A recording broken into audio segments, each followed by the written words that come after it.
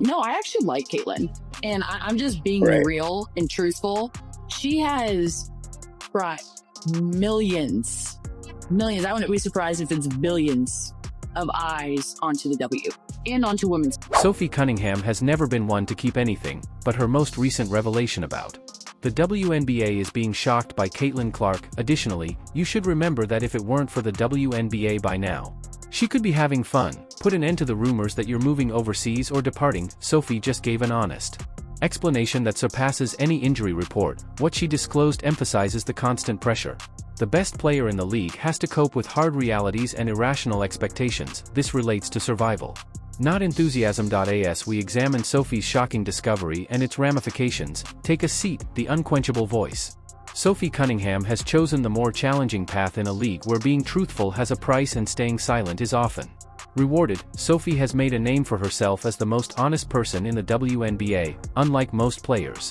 Follow prepared answers and use caution while spinning PR.in reality. She is paying for it. She received thousands of millions from the league in 2024 alone for voicing what many players only whisper to themselves.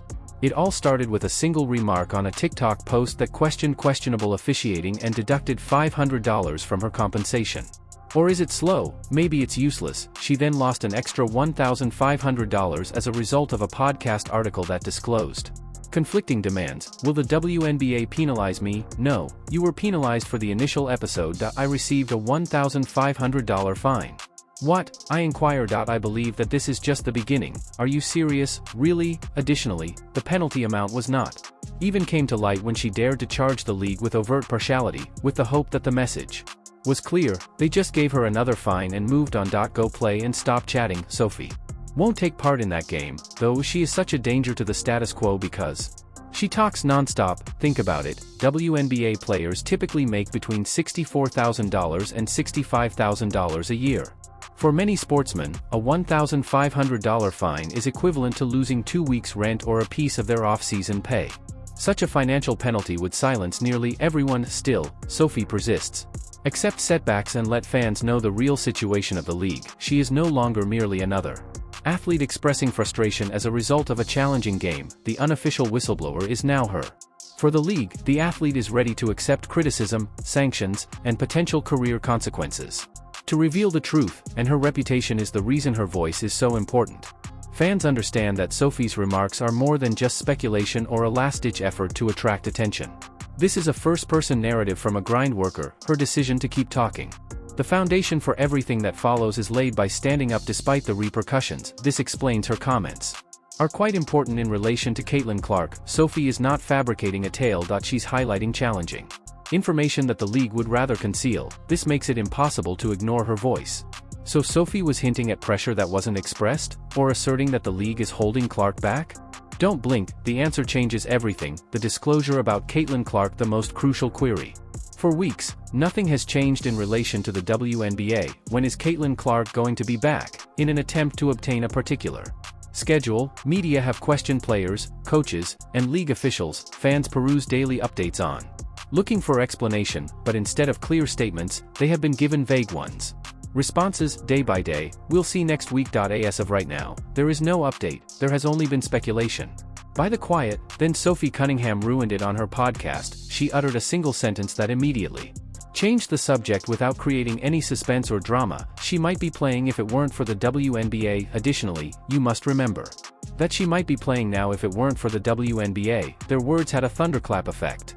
They weren't coming from a fan on social media or an outsider speculating from the sidelines. They came from a participant of the league who understands the difficult realities of competing at this level. Sophie. Millions of fans of Caitlin Clark were more than surprised by Sophie's disclosure. It was worrisome. Think about what Sophie said. This goes beyond Caitlin's need for more time to recover from an injury. It has to do with the environment she's trying to get back to. Sophie was rather explicit. It's not an indication of frailty or a lack of resilience that Caitlin lacks. It has to do with the strict requirements of the WNBA. At Iowa, Caitlin excelled.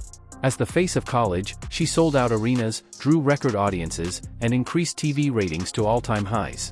Basketball, because of her range, vision, and independent game-changing skills, she was a generational talent.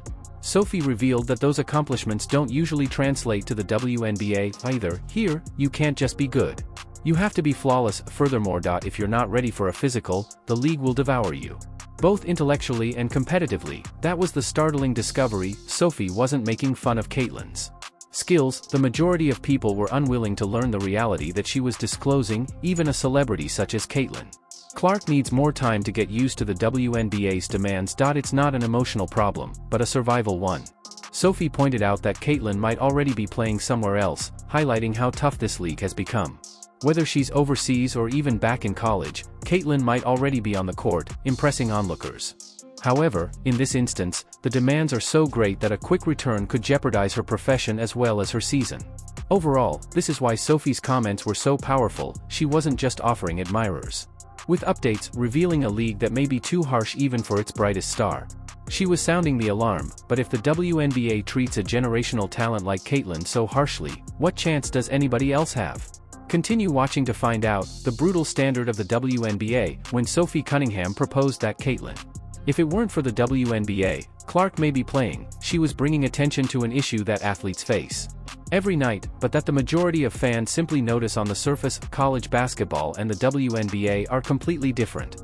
Not merely an improvement, good is also insufficient in our universe. It was impossible to defeat Caitlyn Clark at Iowa. Her skill, range, and vision made her devastating against collegiate defenses, but the WNBA's defenders are stronger, faster, and more physically aggressive. Each player on the court made use of to be the best athletes in her program. Every spot on the roster is owned by someone who battled for it through years of intense rivalry to succeed. Sophie made it quite clear. It's not enough to simply have talent for this degree, you have to be flawless. Her description of the league shocked fans. WNBA games can feel more like Sophie prefers rugby to basketball. Touch is constant, the blows are stronger, players openly talk about how they need armor in order to survive a season. Furthermore, fans are unaware of how much more contact officials permit of creating an environment that demands toughness. It is necessary. Imagine going back to that type of the phase after an injury. In most leagues, stars are gradually reintroduced with more referees and time constraints.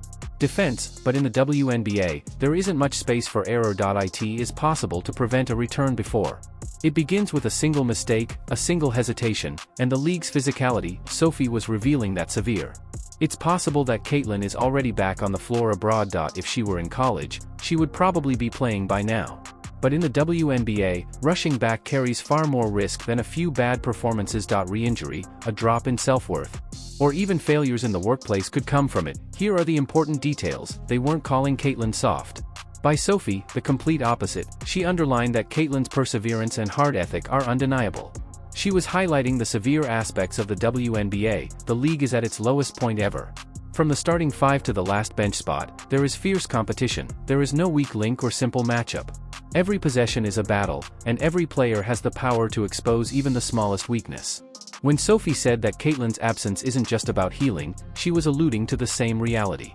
Caitlyn isn't sitting out because she lacks heart, because it's a definite formula to be less than completely prepared.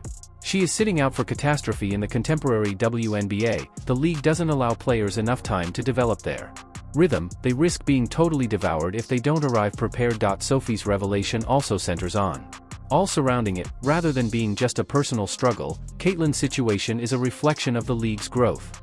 These days, even generational stars require more time to flourish in the extremely competitive, physically taxing, and ruthless WNBA. It's a strict requirement. Moreover, as Sophie pointed out, it might not even be sustainable. Favoritism and the two-tier system. Sophie Cunningham has never been one to bite her tongue.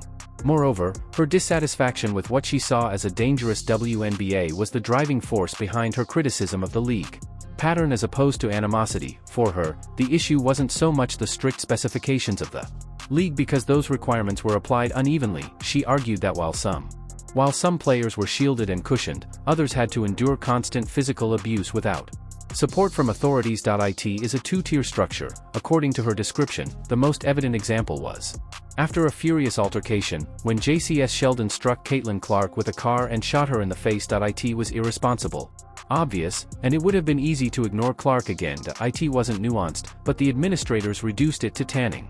To after looking it over. An obvious one, the kind of punishment more fitting for a careless bump than a possibly damaging strike. Not long after, Marina McBride shoved Clark with both hands, sending her sprawling to the ground. No attempt at the ball, no pretense of a basketball move, just a shove, and the response, no ejection, no serious consequences. When crew chief Ashley Gloss defended the ruling, claiming it didn't qualify for an expulsion, Clark was by himself, that silent.